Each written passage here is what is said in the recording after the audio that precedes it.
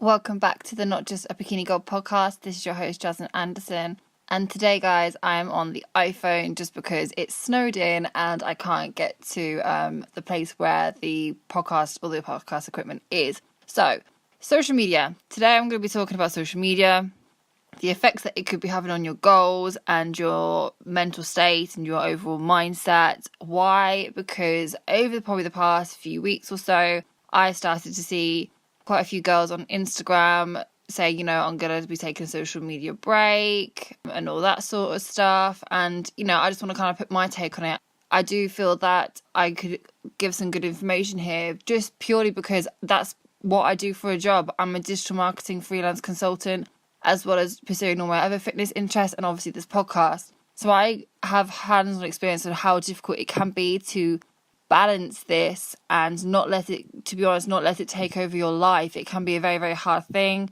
We're in the fitness industry, guys. We know that we have to kind of play the game to a certain degree. We all know that we have to have that social media presence.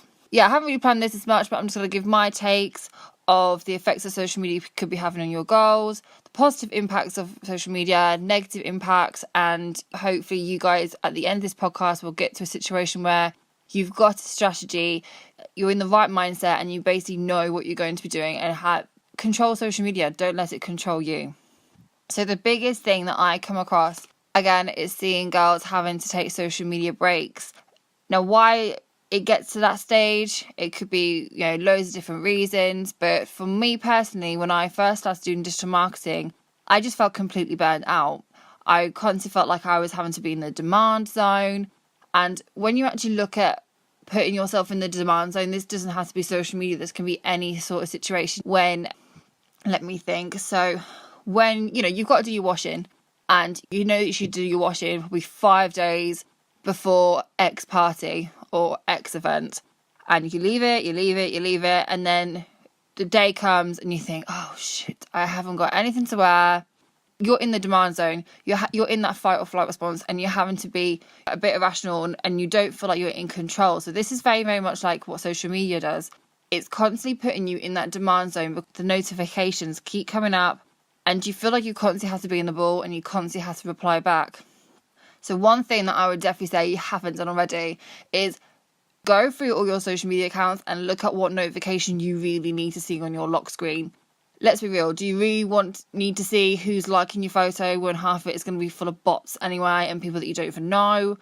I manage about, how have I got now? I think I manage about 7 or 8 Instagram accounts at the moment. Now you can imagine if I didn't manage those notifications properly and just left it, my lock screen would just be rammed full of stupid notifications of, oh, this person's like this person's like that photo, and it can get very, very overwhelming. I actually do enjoy when I look at my phone and I don't see a crap load of notifications from things. So depending on the account, probably a lot of you will only have 1 or 2 accounts to look at, so look through your notifications. Yes, if you've got direct messages, especially in a customer service role, you'll probably want to keep those on. Comments, you might want to reply back to comments because that's quite nice to see, but do you really need to see if someone's followed you? Do you really need to see if someone's liked your photo? You need to look at what you need to be focusing on that account and what's it going to serve you. And you can do that on Facebook, you can do that on Twitter, Snapchat, all that sort of thing. Go through all your social media accounts after this podcast and go through your notification settings, because you'll be surprised how much clearer you feel looking at your lock screen or, just generally notifications, and you're not having to feel bombarded and feel like, oh my, instead of dreading it, you want to look at it and actually be excited and want to be engaged in that social media channel. So that's kind of the first point. The second point is, what is social media actually serving you? This can be a very, very loaded question again, but obviously for social media, you've got loads of different avenues why people use it. You've got inspiration there, you've got connecting. I've met some really, really cool girls on Instagram and it's just hilarious how the platform works. However, that's just the positive side. The negative side, it could be quite time consuming. You can be procrastinating quite a lot. And, you can look on a Saturday night, look at your Instagram and feel like dog shit at the end of it, thinking, oh my God, this person's got this person's got that. So you've really got to look at what is social media serving you at the moment. Is it a pain that you're trying to avoid? We all go back to this pain and pleasure response. That's how the human mind's kind of works. We run away from pain and we obviously go towards pleasure. So what pain are you avoiding at the moment? And what pleasure are you getting out of it? So going on social media, it's kind of like that shut-off response. You don't really think about anything. You're in your own little world. But what pain are you avoiding? Are you avoiding the pain of calling that client that you need to? Are you avoiding that pain of getting up in the morning? What is social media doing for you? Is it, just be real with yourself, is it actually serving you? Is it benefiting you? Or is it something else? After that, you need to have a really look at, again, and if you actually need these accounts. I remember listening to a really good podcast, sports motivation podcast. I always plug them just because they're so, Nini Showbo is so good at what he does. And one podcast that he was hosting, he was talking about whether you actually need that social media account in itself.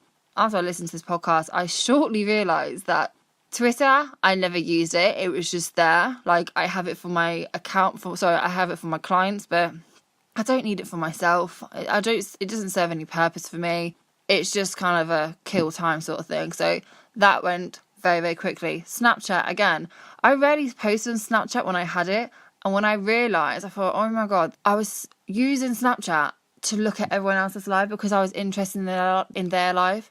And then when you actually think about it, why do you need to be focusing on other people's lives? Why you say, if you put that interest, all that time that you're spending looking on people's Instagram stories or Snapchat stories, you're obviously interested in them for a certain reason. Now, if you transferred the amount of time and the amount of interest and enthusiasm you have in looking at other people's lives, if you turn that back on yourself, how much further would you be with your goals or with things that you want to do in your life? That's a big one. And that is something that I shortly realised when I had my Snapchat account. Why was I spending so much time looking at other people's lives, being interested in it? And it's not me being a dick, it's not me being selfish, but, your goals aren't going to work themselves. No one's going to do it for you. And the more time goes on, you realise that life is really too short to be wasting it. So what social media accounts do you really, really need in your life? And again, I know Phoebe Hagen did a good post on this about going through your following and actually looking at if these people that you follow actually benefit you, if they give you any value, if they inspire you, or if they actually really piss you off, make you feel like shit, or make you just not want to be on the Instagram platform at all. Like, it's not, people get a bit het up about following and, oh, they're not following me back. Like, who honestly gives a crap? Like, I don't know, in a few years' time, we'll all be laughing about how petty Instagram was. So go for your accounts. Don't be afraid to unfollow that person if you need to. If you need to unfollow me, if you need to unfollow this podcast, go freaking do it. If it's not serving you, you're wasting your time. You're honestly wasting your time, spending too much time and effort worrying about your Instagram ratio or looking at what this person ate for dinner and all this stuff. Like, you need to start focusing more on yourself. And at the end of the day, your inability to focus is going to be the reason why you don't reach your goals. I had this very same problem when I first started doing digital marketing, because I would be on like a client's Instagram or their Facebook, and then within 2 seconds, lost my focus completely. I'd be looking at pugs. And don't get me wrong, I still have that time that, I kind of like, I call it like indulge. So I'll go and just do a bit like, not trolling, look and go and explore. I look and see what people are up to, but instead of just doing it willy-nilly, like, I have a system and I have certain times and days and hours and time slots that I will dedicate that time to. After that, it's gone. I don't look at it and it can just wait. And sometimes you have, you kind of think, oh my God, like, you've taken ages to reply. People honestly will appreciate that you have a life. Like, they're not, even though a lot of people expect you to be in that in-demand zone and always reply, trust me, once you put that barrier up and people will start to realise, oh, well, this person isn't always going to be at the end of the phone, and that's away from social media. You have to do that with clients. I have to do it for myself when I do emails and calls. People can't expect you to be at the end of the phone or the end of the line constantly. Just because we have phones doesn't mean that they should be locked down on us. So another thing that I do that I find really, really helpful is every single Friday morning, granted if client work isn't too hectic or, fitness stuff, all those sort of things, I will leave my phone in my car, obviously in the glove box, safety first, and I will go to, well, my boyfriend's mum does a lot of work with Parkinson's, and she does a morning walk somewhere in Northampton, and she does Nordic walking, because Nordic walking is really, really good for people with Parkinson's. And I go along and I just grab the sticks and I just go and walk with them, and I enjoy the time in the park. And a few years ago I would have laughed at myself doing that, but God, I come away, it's the only time of my week that I'd have, you won't catch me on a Friday morning. Basically, if you try and message me, I always say to people, or say to clients, Friday mornings, you won't hear from me until after midday. Just give yourself that time. Like, you need to start treating yourself a bit more kindly, and giving yourself more respect and putting yourself first. Give yourself that time and put it, instead of just leaving it until you get to that point that, complete breakdown, it's too much, you feel burnt out. Break it up across the whole of the year or the months or the weeks. Give yourself like one day or one half a morning that you just don't do anything with social media, and instead of looking at the floor, you look up and look at what's around you and enjoy it. As example as well, if I go and see my nan, I leave my phone in the car because I rarely get to see her, and I know that I think people forget as well how rude it is, especially with the older generation. I think it's still worthwhile. I'll probably sound really old before my days, being fucking 24, but people aren't going to be around forever. And you don't want to look back and think, oh my God, like that person's Instagram story was really not worth it, me not listening to what my boyfriend or my dad or my grandma had to say and what they were trying to talk to me about. So you don't have to get to the point that it's a burnout, but you need to start putting strategies and certain time blocks in place throughout your week, that you do what you need to do with social media, whether that is for your business, whether that's to grow your brand, whether that's to connect, wherever the purpose is.